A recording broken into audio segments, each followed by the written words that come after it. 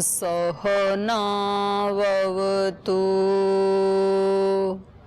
सहनौ भुनक्तु सह वीर्यं करवावहै तेजस्विनावधीतमस्तु मा विद्विषावहै।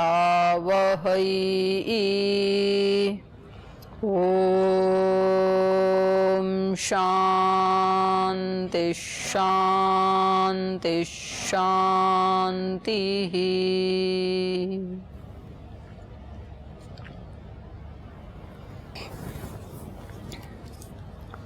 कल के पाठ से पूछना है कोई प्रश्न? इधर माइक दे देना एक बार बहनों की तरफ। दीदी प्रणाम। दीदी इसमें दूसरे अध्याय में जो लास्ट वाला श्लोक था 43, उसमें बोला कि तीसरे अध्याय में से पूछो, तृतीय अध्याय में से पूछ सकते हो। तृतीय अध्याय में भी कल के पाठ में से। हाँ, तीसरा अध्याय था, उसमें 43 श्लोक जो लास्ट का, उसमें बोला कि आत्मा का हनन। तो आत्मा का हनन किस तरीके से, आत्मा से आत्मा का हनन कैसे हो सकता है, वो थोड़ा समझ में नहीं आया लास्ट वाला। हनन बताया था, ये आत्मा से आत्मा का हनन, थोड़ा हनन तो नहीं बताया था। आत्मना आत्मानम कहा था वहां पर, पढ़ा आपने? लास्ट श्लोक जो है उसमें क्या कहा था? आत्मना आत्मानम आत्मना ऐसे कहा था। आत्मा को आत्मा से, आत्महनन तो कहा ही नहीं। आत्मा से आत्मा का क्या कहना, थोड़ा सा। तो लेकिन आप लोगों को पढ़ना तो आना चाहिए। आप एक बड़ी पुस्तक कहाँ है आपकी? आप लोगों की बड़ी पुस्तक कहाँ है? ये वाली पुस्तक।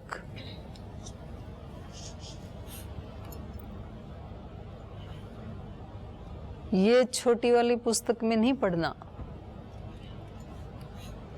कि इतने से गुटका ले रखा है। अब उसमें मतलब ना कोई शब्दार्थ हैं, ना आपको पदच्छेद करना आएगा। तो आप सब भी, आपने भी गुटका ले रखा है। ऐसे नहीं होता है। आपकी स्टडी बुक है ये, आपको नोट्स भी बनाने होते हैं। आपको इसके बारे में, आपको बल्कि पढ़ना तो चाहिए 2-3 पुस्तकों में, एक पुस्तक में भी नहीं। आपको इसके बारे में 2-3 राइटर्स के विचार पढ़ने चाहिए, यहाँ भी सुनना चाहिए, सुन के कुछ नोट भी करना चाहिए, तब आता है विषय। आपने केवल गुटका ले रखा हाथ में, ऐसे श्लोक पढ़ते हो, उसको भी ठीक से नहीं पढ़ते हो। तो कौन अर्थ बताएगा इसका? संस्तभ्य आत्मानम आत्मना, क्योंकि आप लोगों ने प्रश्न किसी ने पूछा नहीं, तो इसका अभिप्राय है कि आपको कल का पाठ आ गया सबको। तो अब आप बताइए, कौन बताएगा इसका अर्थ? आत्मानम आत्मना का क्या अर्थ है? संस्तभ्य आत्मानम आत्मना, पूरे श्लोक का अर्थ बता दीजिए, कौन बताएगा? किसी को नहीं आता है और पूछा भी नहीं फिर आपने। हाँ जी, इधर श्लोक का अर्थ किसी को नहीं आता है, फिर पूछा क्यों नहीं आप लोगों ने? मैंने कहा कि कुछ पूछना है क्या, तो पूछा भी नहीं। बताने का नंबर आया, बताना भी नहीं। तो क्या सो रहे हैं, जग रहे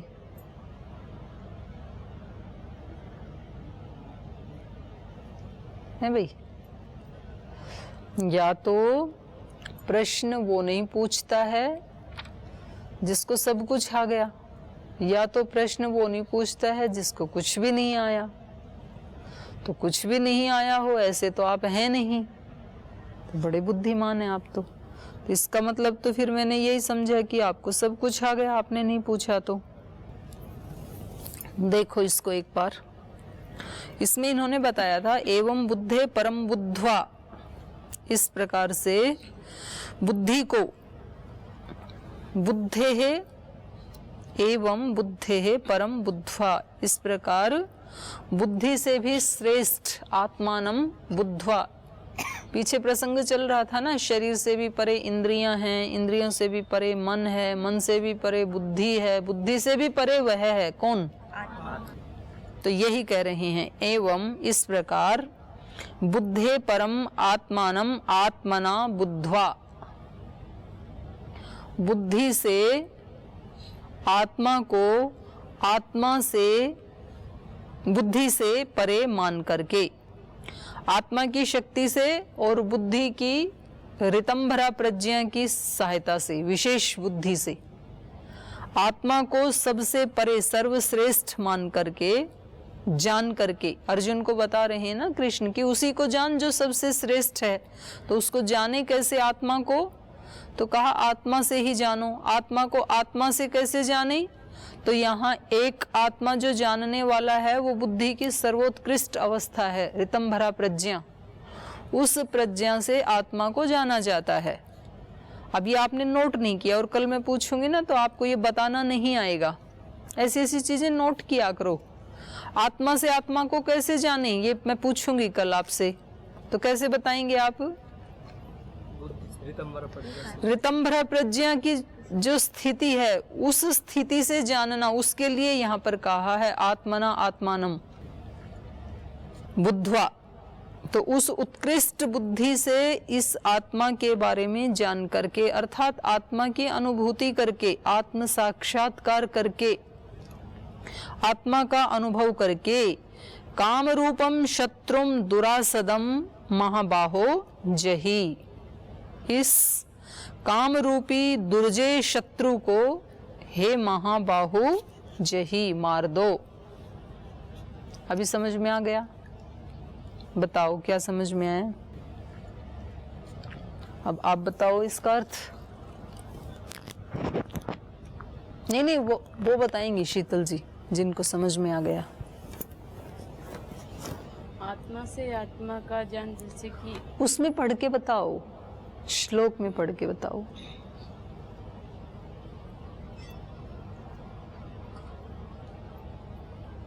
एवं बुद्धे परम बुद्ध्वा, ऐसा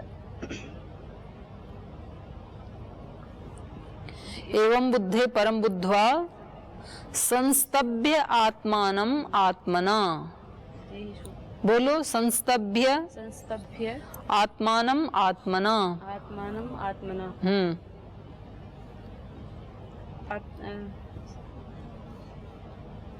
आत्मा से आत्मा का ज्ञान ऋतंभरा प्रज्ञा से। पहले ऐसे बोलो, आत्मा से ही आत्मा को जान कर या वश में करके, संस्तभ्य होता है वश में करके।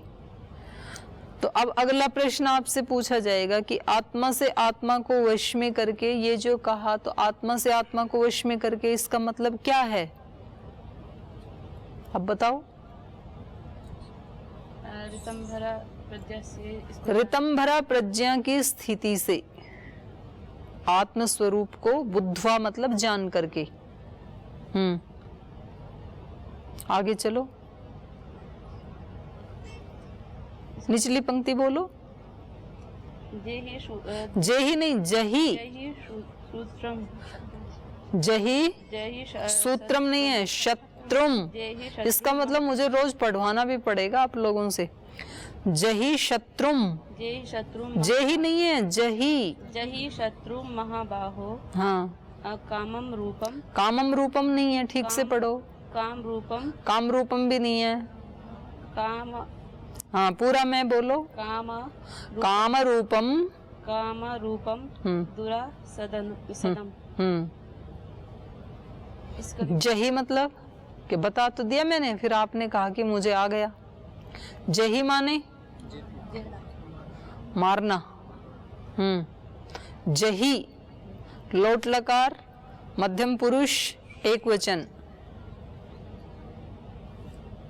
तो क्या अर्थ हुआ जही का मतलब? मारो या मार कि आदेश दे रहे हैं भगवान कृष्ण, अर्जुन को आदेश दे रहे हैं, त्वम जही, तुम मारो। शत्रुम, शत्रु को मतलब मारो। शत्रुम, महाबाहो, अरे अर्थ बोलो ना। शत्रुम, शत्रु को द्वितीय विभक्ति है ना, तो कर्ता ने कर्म को। हमेशा द्वितीय विभक्ति का अर्थ क्या होता है? को। तो जही शत्रुम, शत्रु को मारो। महाबाहो, महाबाहो क्या है? अर्जुन कुमार। संबोधन। महाबाहु का संबोधन में क्या बन जाएगा? महाबाहो। हे महाबाहो, महान भुजाओं वाले अर्जुन। आगे चलो। कामरूपम, रूपम दुरासदनम। तो काम रूप से,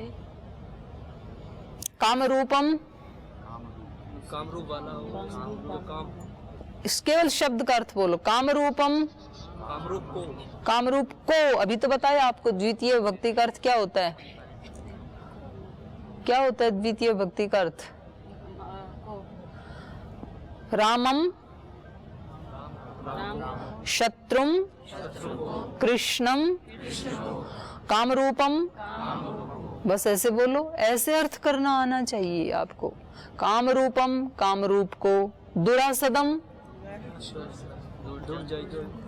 दुरासद को। दुरासद माने दुर्जय को। तो अब ये सारे किसके विशेषण बन गए? किसके विशेषण बन गए? कामना के नहीं, काम के। काम के विशेषण बन गए। काम कैसा है? काम रूपम दुरासदम शत्रुम। काम रूप। और फिर यहाँ पूछेंगे कि काम मतलब क्या, तब कहेंगे कामना रूप। कामना रूप दुर्जय शत्रु को हे महाबाहो जही। मारो। हाँ, जही मतलब, जही मतलब ऐसे नहीं करना। कल से मैं आपसे ही पूछा करूंगी। आप तो मतलब कथा श्रवण करने वाले बन गए। अभी पूछूं, और या तो आप पूछो या तो फिर मैं पूछूंगी। दोनों में से एक को पूछना पड़ेगा।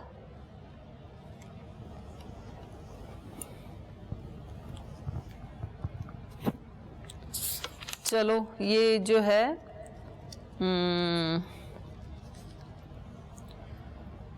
41 नंबर श्लोक, तृतीय अध्याय का 41 नंबर श्लोक। कौन इसका अर्थ बताएगा? इधर से पहले बीए फर्स्ट ईयर वालों में से बताइए। 41 नंबर इसी का, तृतीय का ही। तस्मात् त्वम, कल वाला ही पाठ।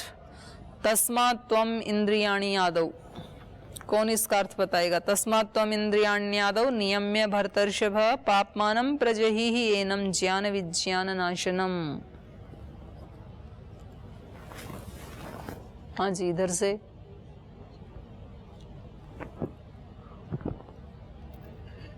मैदान साफ। सेवा वालों में से कौन बताएगा?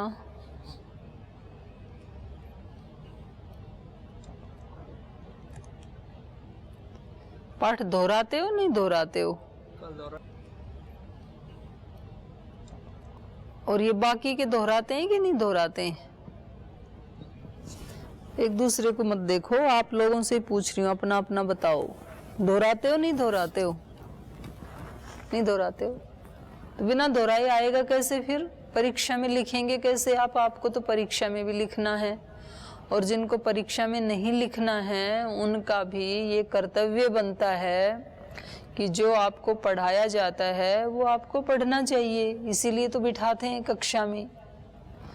यदि यहाँ से आपको पढ़ाया जाता रहे और आप उसको पढ़े नहीं तो फिर पढ़ाने का कोई फायदा है? कोई किसान खेत में बीज बोता रहे और वापस वहाँ से उगे नहीं एक दाना भी, तो फिर बीज बोने का फायदा है? फायदा है नहीं है? तो आपको पढ़ना चाहिए कि नहीं पढ़ना चाहिए? तो क्यों नहीं पढ़ते हो फिर? इतने समझदार हो आप, बोल रहे हो पढ़ना चाहिए, तो इस ज्ञान का प्रयोग किसके ऊपर करना चाहिए? मुझे तो जैसे परीक्षा भी नहीं देनी है तो भी मैं 2 बार पढ़ती हूँ। एक बार आप आपको पढ़ाने से पहले पढ़ती हूँ, पाठ को देखती हूँ, फिर एक बार आपको पढ़ाती हूँ, तो मेरा तो 2 बार हो गया। मुझे तो परीक्षा भी नहीं देनी है और मैंने तो पहले भी पढ़ रखा है कई बार। तो फिर आप क्यों नहीं पढ़ते हैं? फिर कोई हेतु बताएंगे मेरे को, कोई कारण बताएंगे क्यों नहीं पढ़ते हैं? जो नहीं पढ़ते हैं वो जरा एक बार कारण तो बताओ क्यों नहीं पढ़ते हैं। ये बहनें क्यों नहीं पढ़ती हैं? शीतल जी क्यों नहीं पढ़ती हो? हाँ जी, आप क्यों नहीं पढ़ते हो? जितनी बहनें हैं सारियों से पूछ रही हूँ।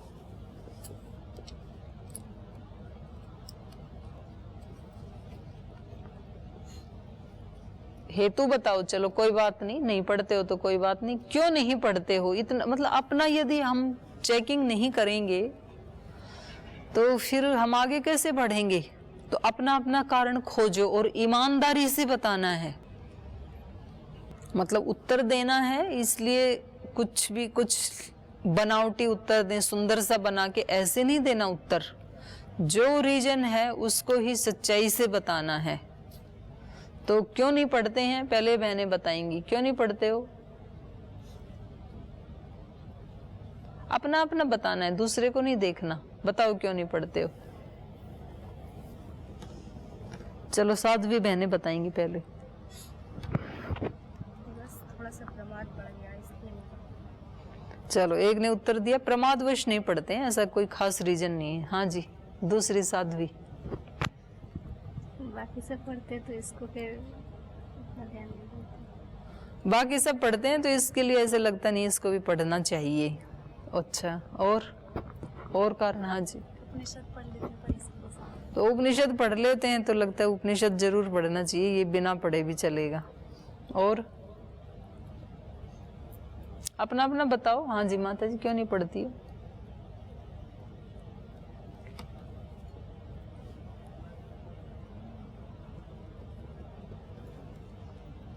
जल्दी जल्दी बताना है, लेट नहीं करना। जो है वो ही बताना है, जैसे लगता है वैसे ही।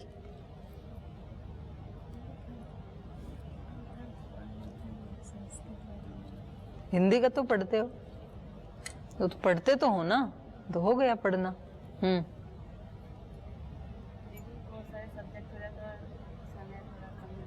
हाँ, बहुत सारे सब्जेक्ट होते हैं, समय थोड़ा कम होता है। ये उत्तर कैसा है? ईमानदारी का है कि बेईमानी का है? कैसा उत्तर है ये? वास्तव में ही सम कम पड़ता है क्या? मैंने बोला था कि उत्तर ईमानदारी का देना है, बेईमानी का नहीं देना है। तो ये आंसर कैसा है? सच्चा उत्तर है कि झूठा उत्तर है? बताओ। सच्चा किस किस को लग रहा है? हाथ उठाइयो जरा। हाँ, हाथ उठाओ। अभी आपसे आपके टाइम की वो लेती हूं मैं। चारों उठा के रखो। और कम पड़ता है ये किस किस को लगता है? इधर। अब आप खड़े हो,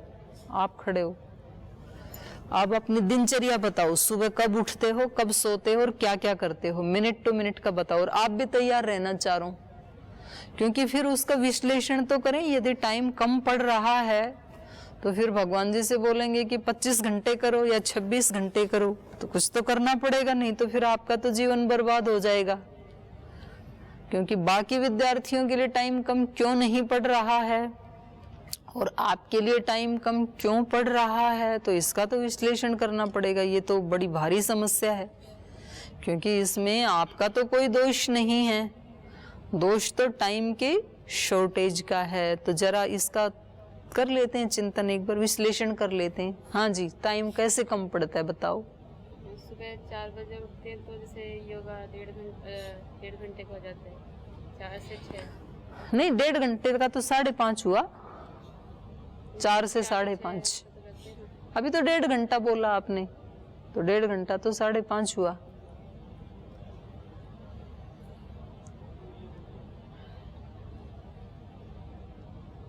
चलो माना 4 से 6 हो गया आपका, आगे चलो।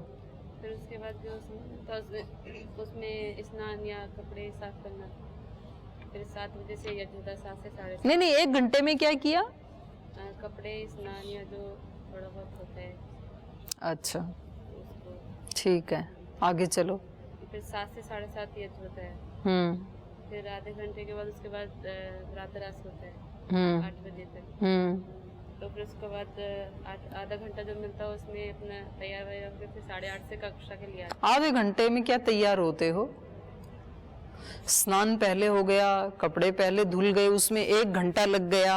अब ये जो आधा घंटा है इसमें कौन सी तैयारी होती है कि जी आधा घंटा तैयार वैयार होते हैं? तो कोई मेकअप तो करना नहीं है आप लोगों को, कोई साड़ी पहननी नहीं है, कोई ज्वेलरी पहननी नहीं है, तो वो आधा घंटा कौन सी तैयारी में लगता है? तो इसको राउंड फिगर करो, इसका विश्लेषण करना पड़ेगा आपको। आगे चलो, आधा घंटा तो ये निकल आया।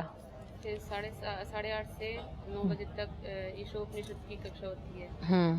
फिर 9 से 10 बजे तक केन की होती है।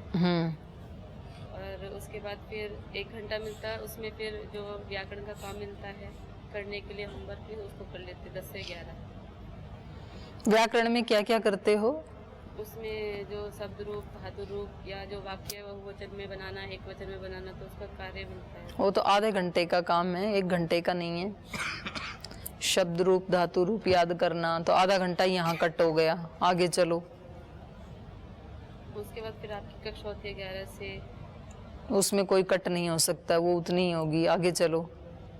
फिर उसके बाद भोजन होता है। कितने बजे से कितने बजे तक? जब आपकी कक्षा छूटती है 12:30 बजे छूटे, फिर उसके बाद नहीं, कितनी देर तक उसके बाद, कक्षा के बाद?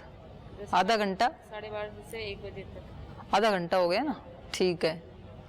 एक बज गया। आगे चलो। फिर उसके बाद जो भोजन करने के बाद 15-10 मिनट थोड़ा विश्राम। ये किसने बता दिया दिनचर्या में कि 15 मिनट विश्राम भी करना है? ये भी कटेंगे। विद्यार्थिनः, श्लोक बोलो। विद्यार्थी ते चेत त्यजेत सुखम, सुखार्थी चेत त्यजेत विद्या, विद्यार्थी चेत त्यजेत सुखम, सुखार्थी न कुतो विद्या, विद्यार्थी न, उसको मोटे अक्षरों में लिख लो। विद्यार्थी हैं तो सुख को छोड़ दो, और सुखार्थी हैं तो विद्या को छोड़ दो। क्योंकि सुखार्थी को विद्या कहाँ? जो सुख चाहता है उसको विद्या कहाँ से आएगी? सुखार्थी ने कुतो विद्या, और विद्यार्थी ने कुतो सुखम। विद्यार्थी है जो ज्ञान का अर्थी है, विद्या का अर्थी है। अर्थी माने पाने वाला, प्रयोजन वाला, उसको कहाँ सुख? अब आप मतलब ऐसे दिनचर्या बनाओगे यदि कि आधा घंटा तैयार होने के लिए चाहिए, फिर आधा घंटा सोने के लिए, विश्राम के लिए चाहिए, तो फिर विद्या का सपना भूल जाना आप कि कभी विद्या आ भी जाएगी, नहीं आएगी फिर। चलो आगे चलो। अभी तो आधा ही दिन हुआ है, आधे दिन में से आपका निकल आया 1.25 घंटा एक्स्ट्रा। अभी आगे चलो।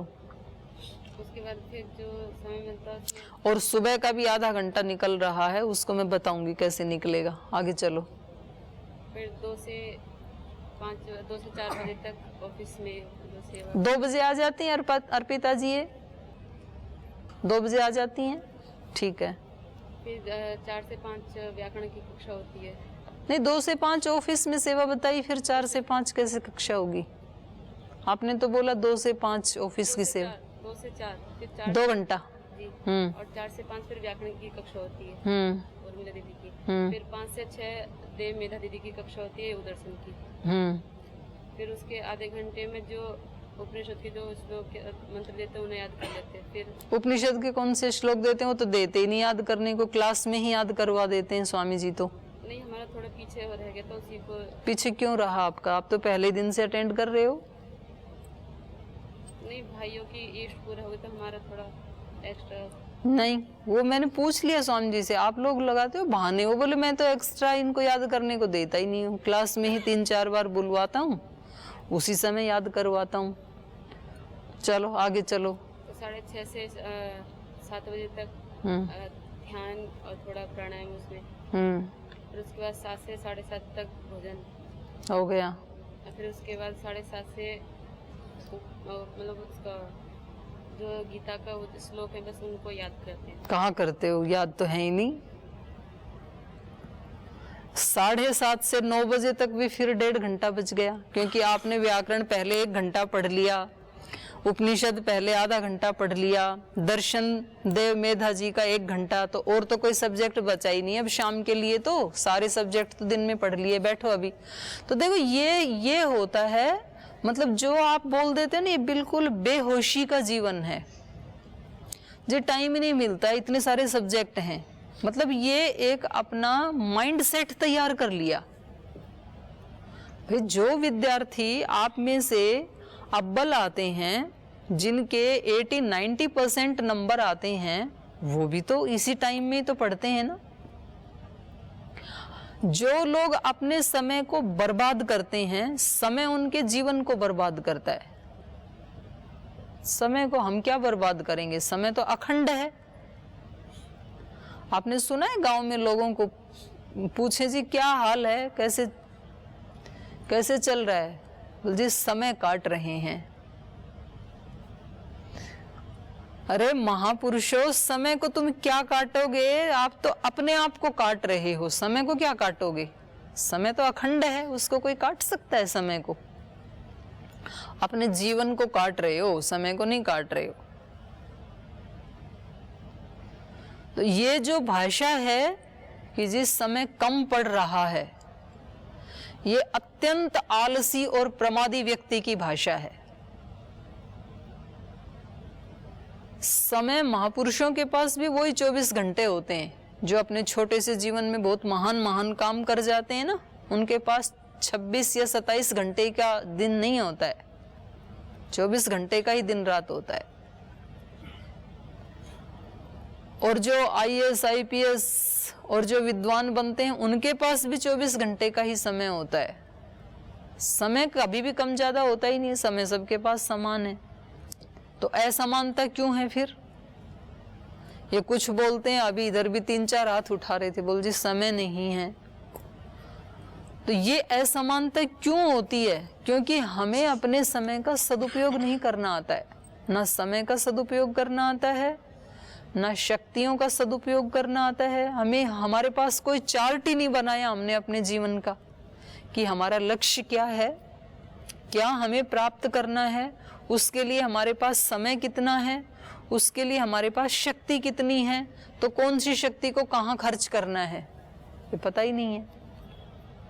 जब इच्छा हुई तो फिर घंटे भर खेलते ही रहे, जब इच्छा हुई तो कपड़े भिगो के बैठ गए, आधे घंटे तक 1 घंटे तक कपड़े ही धोते रहे। कल एक ब्रह्मचारी आए थे, बोले घर से आया था तो सुबह से 5 बजे से लेके 12 बजे तक कपड़े ही धोता रहा। बोले जी कपड़े धोने थे मेरे को, आज घर से आया हूँ। कपड़े कितने जोड़ी होते हैं? 2 जोड़ी, मैक्सिमम 3, इससे ज्यादा तो है ही नहीं ब्रह्मचारियों के पास। और घर से आए हो तो धो के लाने चाहिए थे, घर से तो रास्ते का 1 जोड़ी कपड़ा होना चाहिए था। खाने लगे तो खाते ही गए, सोने लगे तो सोते ही गए, खेलने लगे तो खेलते ही रहे। और ब्रह्मचारियों के लिए तो लिखा है दिवा मास वापसी, ब्रह्मचर्य के नियमों में दिन में सोना मना है। तो मतलब वो तो लगा लिया अपनी दिनचर्या में, बोल जी 15 मिनट सोते, मतलब 15 मिनट तो खुद लगा लिया, फिर 15 के 20-30 मिनट यथाशक्ति कर लेते हैं। जो महारथी हैं वो फिर उसको 15 को 30 मिनट में कन्वर्ट कर देते हैं। तो जो करने योग्य काम था उसको तो हटा दिया कि उसके लिए तो टाइम नहीं है। जो न करने योग्य काम था, गोशिप करना, गपशप करना, सोना, जो 1 घंटा पहले स्नान आदि के लिए लगा दिया, फिर आधा घंटा फिर लगा दिया तैयार होने के लिए। तैयार होने के लिए कितना टाइम लेना चाहिए ब्रह्मचारी को या ब्रह्मचारिणी को? 10 से 15 मिनट मैक्सिमम। उससे ज्यादा टाइम लेते हैं तो आप अपना अहित कर रहे हैं, अपने शत्रु हैं, आप अपने वैरी हैं, इससे ज्यादा ले रहे हो तो। ये आप भी सुनो, जो नई बहनें आई हैं, और ये सेवा वाले भी और इधर नए वाले भी, अपने समय का सदुपयोग कैसे करना है ये आपको सीखना पड़ेगा। और किसी भी सब्जेक्ट के बारे में कभी ये नहीं कहना कि इस सब्जेक्ट के लिए हमारे पास टाइम नहीं है, क्योंकि जो भी विषय आपके लिए लगाए हैं तो वो आपके हित के लिए और आपको वो विषय आना ही चाहिए, ऐसा सोच के स्वामी जी महाराज ने लगाई हैं। तो चलो एक उत्तर था ये तो, जिसका ये विश्लेषण हुआ। और भी तो अलग अलग उत्तर होंगे किसी के, इसके अतिरिक्त किसी का उत्तर हो। एक उत्तर जिन जिन लोगों का था जिस समय ही नहीं मिलता है इसलिए पाठ नहीं दोहराते हैं, तो इसका विश्लेषण किया तो ये पाया कि समय की कमी नहीं है। किसकी कमी है? पुरुषार्थ की कमी है, सजगता की कमी है। हम जागरूक नहीं है, पुरुषार्थ की नहीं है। तो और मैंने बताया था कि उत्तर ईमानदारी से देना। ये उत्तर कैसा था? बेईमानी का उत्तर निकला, ये झूठा उत्तर निकला कि समय नहीं मिलता। ये उत्तर कैसा है? झूठा, सच्चा उत्तर नहीं है ये। हमें विश्लेषण जब अपना करना होता है तो हमें सच्चा विश्लेषण करना चाहिए। नहीं तो आपने ब्लेम किस पे कर दिया कि मेरे पाठ याद ना करने के लिए दोषी कौन है? समय दोषी है, वही कम पड़ गया, मैं क्या करूं। स्वामी जी महाराज जो करवाते हैं ना, एक आसन करवाते हैं, दोनों पैर फैला के, फिर दोनों हाथों से अंगूठा पकड़ के गर्दन को घुटने से लगा दिया। क्या नाम है? पश्चिमोत्तानासन। चलो नाम तो याद है कम से कम आपको। तो जिनसे वो होता नहीं है तो वो क्या बोलते हैं फिर? तो स्वामी जी आपके हाथ बड़े हैं, हमारे हाथ छोटे पड़ गए थोड़े से। तो स्वामी जी बताते हैं हाथ छोटे नहीं पड़े, पेट मोटे पड़ गए। पेट अड़ गया ना बीच में तो जाता नहीं है। तो टाइम छोटा नहीं पड़ा, आपका पुरुषार्थ छोटा पड़ गया, आपकी सजगता छोटी पड़ गई। ये एक उत्तर है, इसलिए ये उत्तर कभी किसी को नहीं देना है। मोटे अक्षरों में लिखो अपने डायरी में, मोटे अक्षरों में लिख लो, प्रत्येक अच्छे कार्य के लिए हमें समय निकालना है। जो भी हमारी दिनचर्या में लगा है सारा अच्छे ही कार्य लगे हुए हैं, चाहे वो व्यायाम है, प्राणायाम है, ध्यान है। तो प्रत्येक शुभ कर्म के लिए हमारे पास क्या होना चाहिए? समय, टाइम। प्रत्येक शुभ कर्म के लिए हमारे पास समय होना चाहिए। ये आधा पार्ट है। अब इसका आधा पार्ट और लिखो, प्रत्येक समय के लिए कोई ना कोई शुभ कर्म होना चाहिए।